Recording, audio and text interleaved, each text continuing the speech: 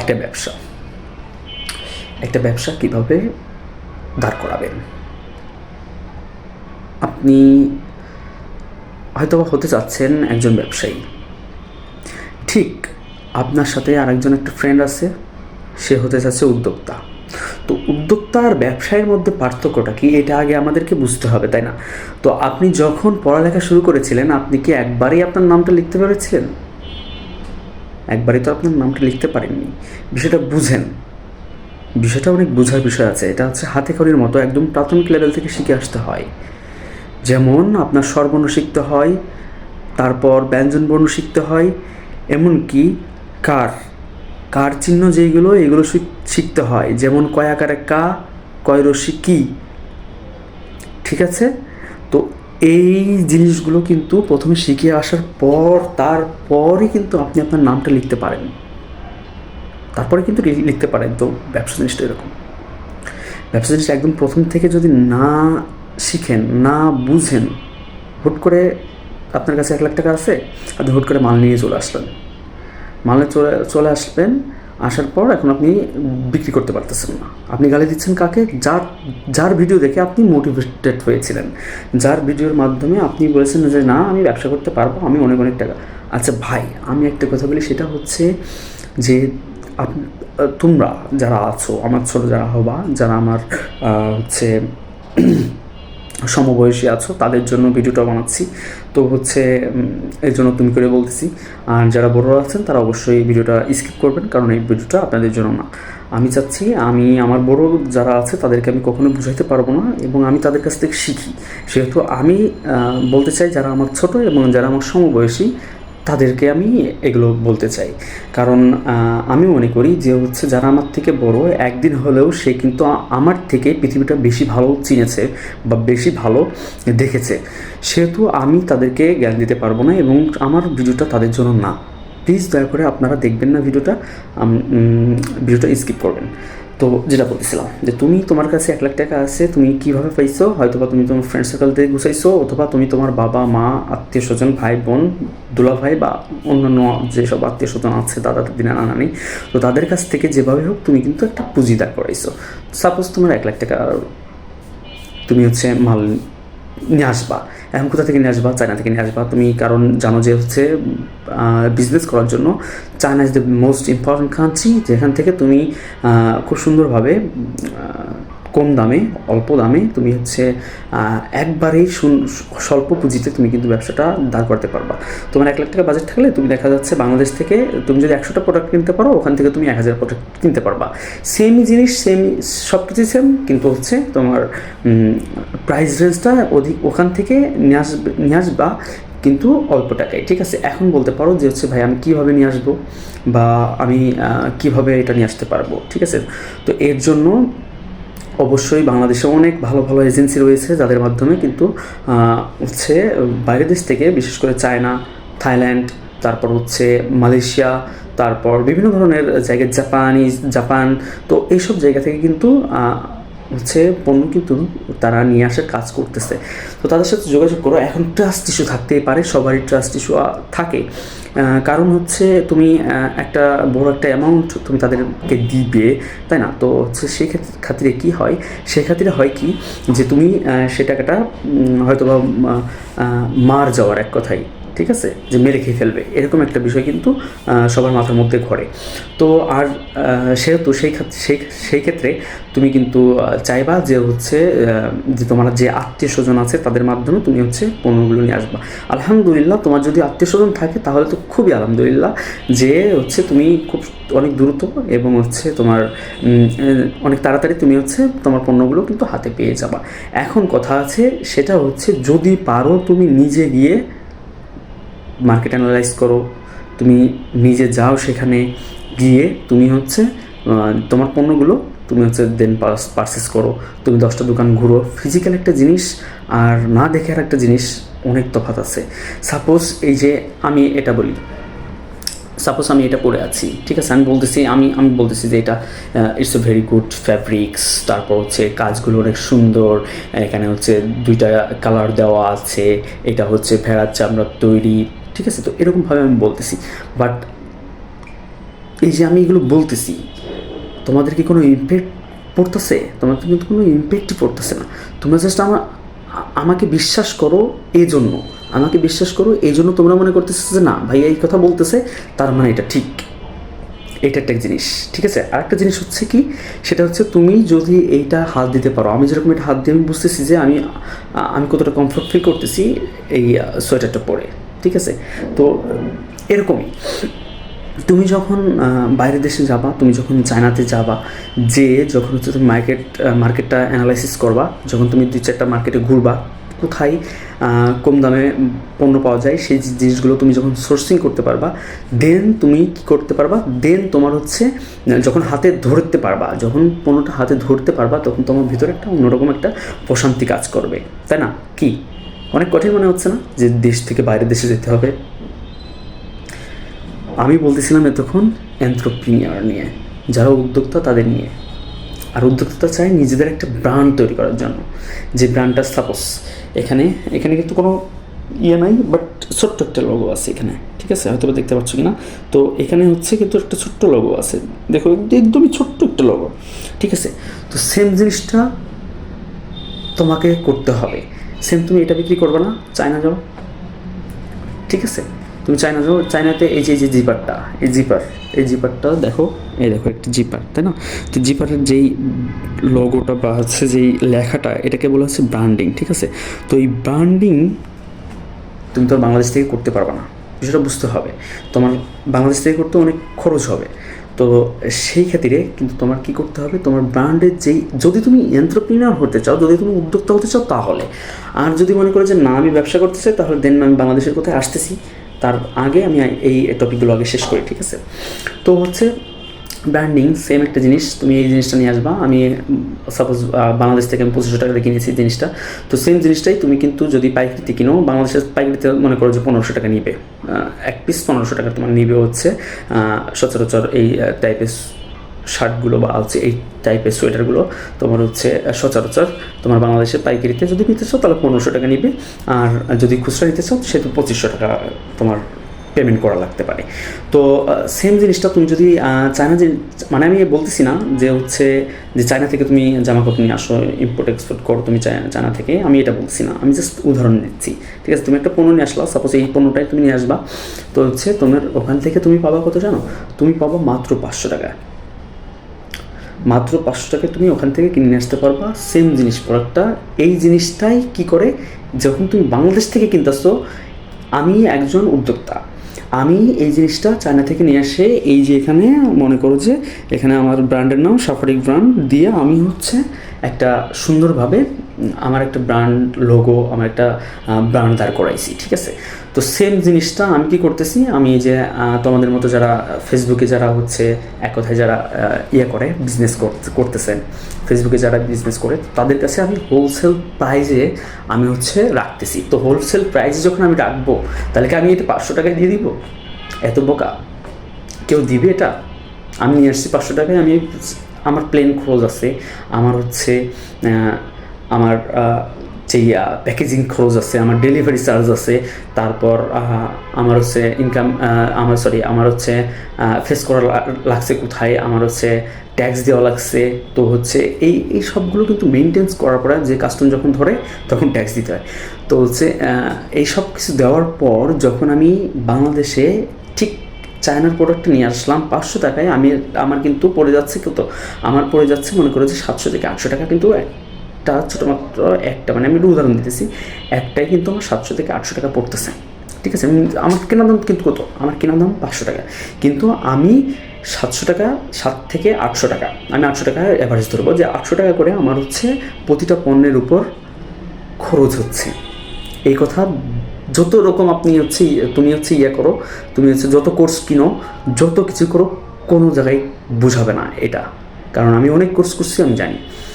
আমি এমন দিন গেছে যে আমার পকেটে 5,500 টাকা আছে, আমি 4,000 টাকা দিয়ে কোর্স কিনছি, এরকমও দিন কিন্তু আমার গেছে।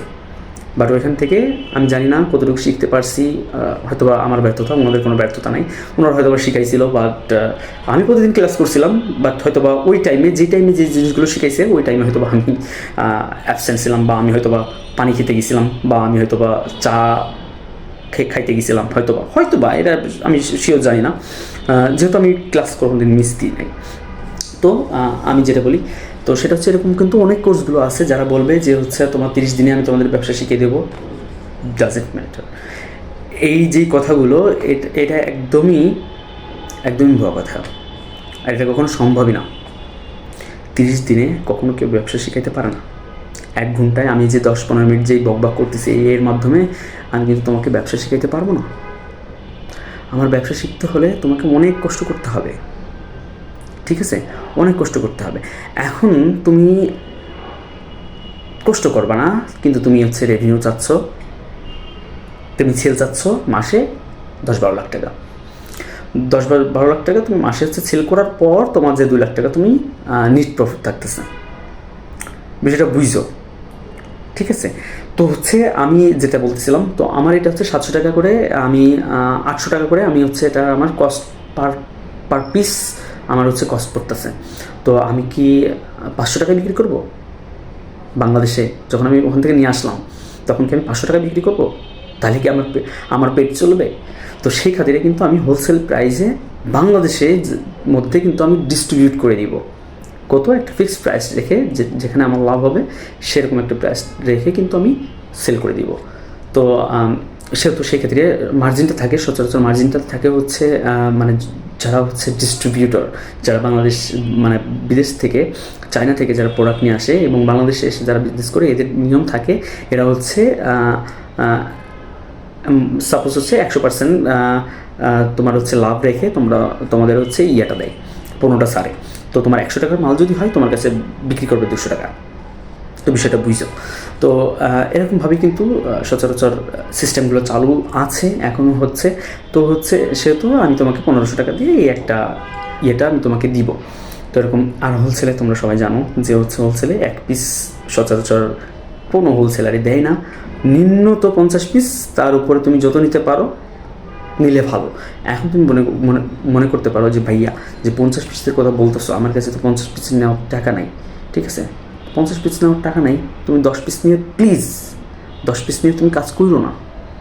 কারণ কি? কারণ একটা কথা মনে রাখবা যে তোমার কাছে সাপোজ তুমি তো যদি একটা জিনিস পারো যে তুমি ওখানে গিয়ে মানে যেখানে তোমার হচ্ছে ডিস্ট্রিবিউটরের যেই লোকেশনটা সেখানে গিয়ে যদি তুমি মাল নিয়ে আসতে পারো, দেন তুমি 10টা ইয়ে করে নিয়ে আসো, 10টা করে নিয়ে আসো, শেষ হবে। মানে শেষ হবে কয়টা? 5টা শেষ হবে, আর 5টা আছে সেম। কী করবা? ওই যে 5টা বিক্রি করছো, 5টা বিক্রি করার যে টাকা আছে সে টাকা দিয়ে আবার সেম আরও 5টা নিয়ে আসো। তো এরকম করতে করতে করতে করতে দেখবা তোমার একটা মার্জিন তৈরি হচ্ছে, দেখবা তোমার একটা আস্তে আস্তে একটা ক্যাপিটাল তৈরি হচ্ছে, তোমার একটা পুঁজি তৈরি হচ্ছে ব্যবসা করার জন্য। ঠিক আছে, তো ব্যবসা করার জন্য যখন এই পুঁজিগুলোর কিন্তু অনেক প্রয়োজন আছে, এই পুঁজিগুলো তোমার কিন্তু ভবিষ্যতে তোমার একটা কোটি টাকার ব্যবসা এনে দিতে পারে। তুমি শুরু করতে পারো 2000 টাকা দিয়ে, তবে সেটা বাংলাদেশে সম্ভব, কিন্তু বাইরের মাল তুমি 2000 টাকা দিয়ে কখনোই কিনতে পারবে না, এমনকি 10-20 হাজার টাকার মালও তুমি নিয়ে আসতে পারবে না। যদি না তুমি ওখানে যাও, তোমার ওখানে যেতে হবে, যাওয়ার পর দেন তুমি হচ্ছে 10,000 বা 20,000 টাকা তুমি মাল নিয়ে আসতে পারবা। তো সেমভাবে একটা বিষয় বুঝো, তুমি 20,000 টাকার মাল নিয়ে আসলা, নিয়ে এসে বাংলাদেশে তুমি মার্কেটে ছেড়ে দিলা। মার্কেটে ছাড়ার পর এখন কি হচ্ছে দেখবা যে হচ্ছে যে তোমার যে মাল, সেই মালের দেখা যাচ্ছে প্রাইস তুমি সেম রাখছো, একটা রিজনেবল প্রাইস রাখছো, যেটা হচ্ছে সচরাচর সবাই পারচেস করতে পারবে। এখন আমরা যে জিনিসটা বুঝি, আমরা বাঙালি বুঝি যে বাংলাদেশের মানুষের কাছে টাকা নেই, বাংলাদেশের মানুষের কাছে টাকা নেই, এটা আমরা হচ্ছে বুঝি। আমরা আমাদের ঢুকাই দেওয়া হয়েছে, মাথার মধ্যে ঢুকাই দেওয়া হয়েছে Bangladesh is a poor country. আমরা ছোটবেলায় যে পড়াশোনা করছি না, এইটা দিছে হচ্ছে ব্রিটিশরা। ঠিক আছে, এটা দিছে হচ্ছে ব্রিটিশরা, ঢুকাই দিছে যে বাংলাদেশ একটা গরিব রাষ্ট্র, এখানে কোনো কিছু সম্ভব না।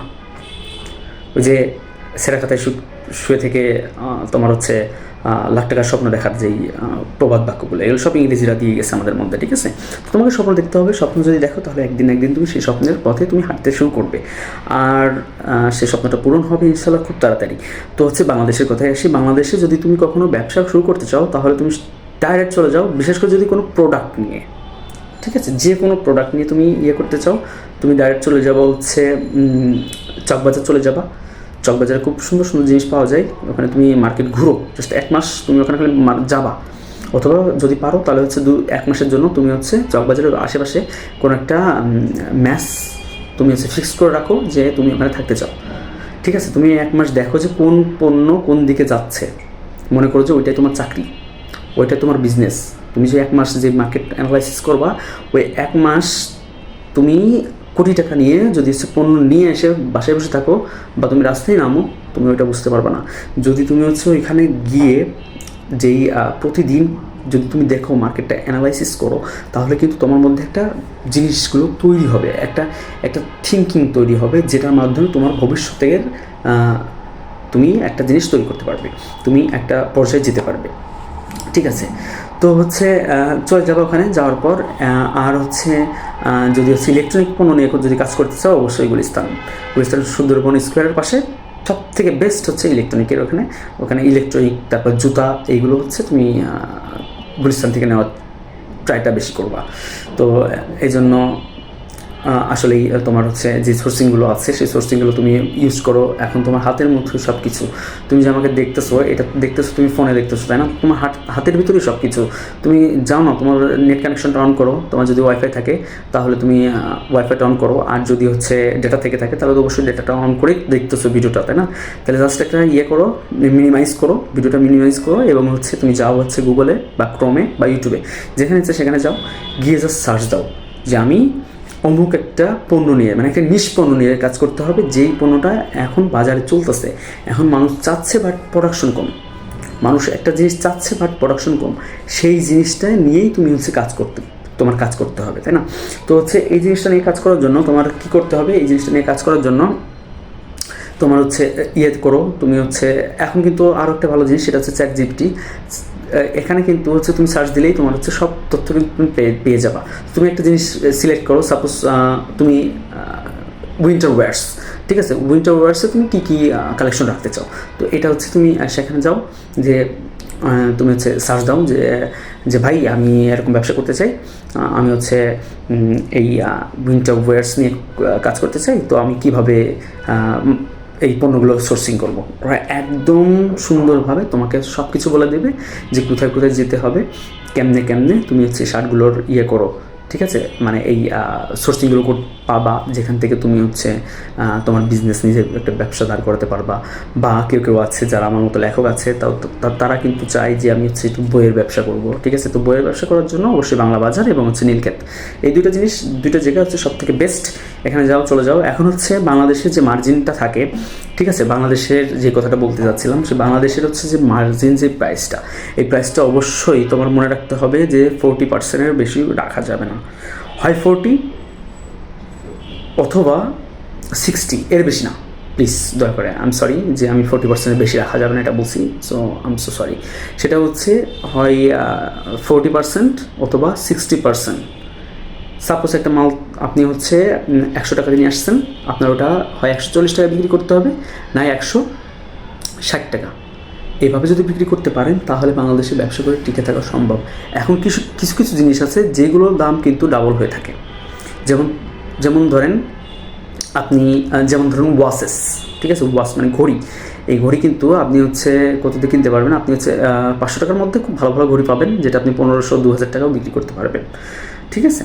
তো এটা স্বাভাবিক বিষয়, এটা আলাদা একটা হিস্ট্রি আছে এখানে। তো হচ্ছে কিছু ইয়ারবাডস আছে, তো ইয়ারবাডস হচ্ছে 200 টাকা করে নিয়ে এসে আপনি কিন্তু হচ্ছে সুন্দরভাবে আপনি 700-800 টাকা কিন্তু বিক্রি করতে পারবেন, ওইটার টপিক আলাদা, ঠিক আছে।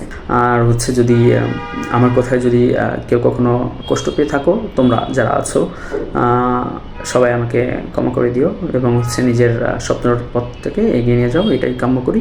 ততদিন ভালো থাকো, সুস্থ থাকো, ইনশাল্লাহ আবারও কোনো দেখা হবে কোনো নতুন একটা ভিডিও নিয়ে। ততদিন খোদাফেজ, আল্লাহ হাফেজ, ভালো থেকো সবাই।